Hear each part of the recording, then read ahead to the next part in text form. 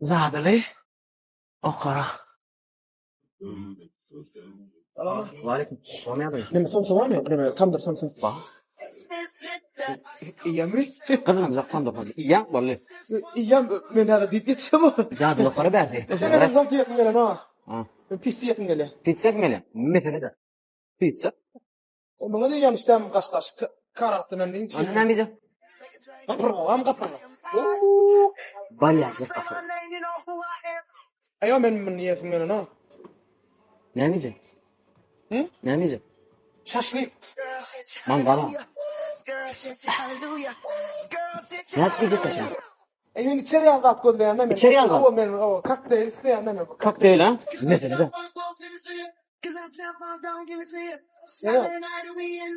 Gül var mı? Gül. Gül mü? Gül. Yok. Ördük. Var mı ördük? Ördek mi? Ördük. Canlı git görün. Canlı ördek gerek mi? Ne ha? Arkayın teyzen kireçke bir şey hiç iyi vermeli. Ya on koydurayım sa. Yok. Bana araba var mı araba? Araba mı? Araba. Mesela da. Oraya getirin. Araba ne mi diyeyim ben o? Şurada. Bir tebet. Var mı bir tebet? Velvik mi? Velsefer stüdyo. Bumper var. Ne maşin kıran? Karollu. Karola mı? Bumper.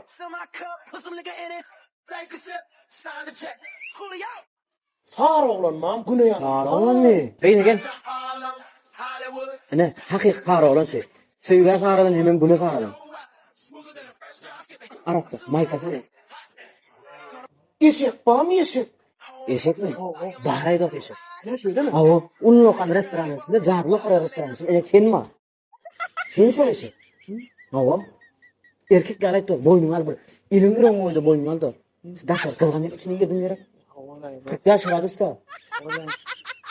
Başta bileyim ben. Allah. Mani alkın beyler yerine yatma. Öyle. İmam var mı? Reklam var reklam. Ne reklamı? Reklama. Dedim jarlı qora restoranı ayartıyorlar. Jarlı qora için yine iki tane jarlı. Şimdi dip oqoyan. Qo'sha tushda 50% skidka bor. Ne? Bu yerda bijilimiz bor. Shu bijidan birin chekka, nima sovg'a chiqdi aliyam. BB grupdan sovg'adan bor. Gidan nat bor.